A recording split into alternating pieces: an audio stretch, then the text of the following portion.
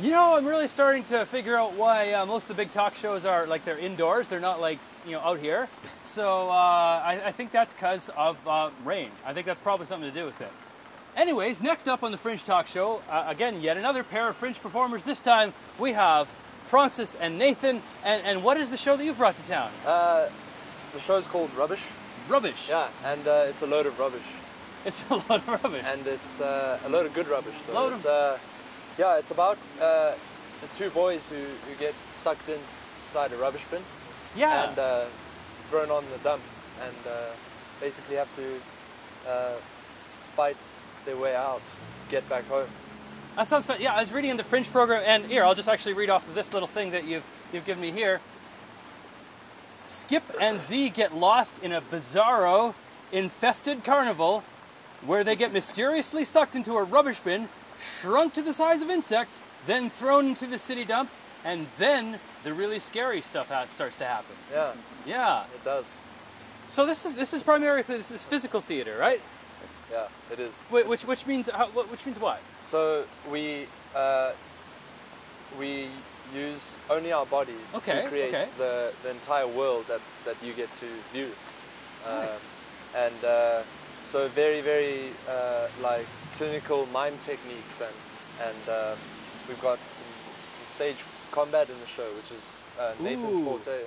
That's good stuff to see on stage, definitely. Yeah. It's a lot of fun. The show itself is a lot of fun for us, so I'm hoping that it'll be a lot of fun for the audience as well. That happens. That happens. People can tell if you're having a lot of fun. Yeah. I also hear you portray a whole ton of characters each as well. Mm-hmm. Yeah. Yeah, we've got 22 different characters. Yeah. And how do you make the people different from each other? What are your sort of techniques you use to? Stereotypes, sticking to stereotypes. It's true. Like mobster flies are generally just mean, and they have all their different accents, and there's a tar sand beetle and kung fu seagulls. So they're all very stereotypical characters, which is not hard to play off. You know, it's pretty cool. You know, you could sell the show on that. Kung fu seagulls by itself is intriguing enough to get there. Yeah. But yes. And so tell me about Skip and Z. How do they find themselves in this situation? They are going to a carnival. They're along with their parents, and they just want to go and leave the parents be. Yeah. And they do everything their parents tell them not to do. Oh. Exactly. Yeah, and so they have to be back at a certain time, but obviously they get sucked inside a rubbish bin. So. And we were talking just before when we were setting up and figuring how we're going to do this in the rain, that this is geared for a younger audience. Yeah, it's much more sort of playful and.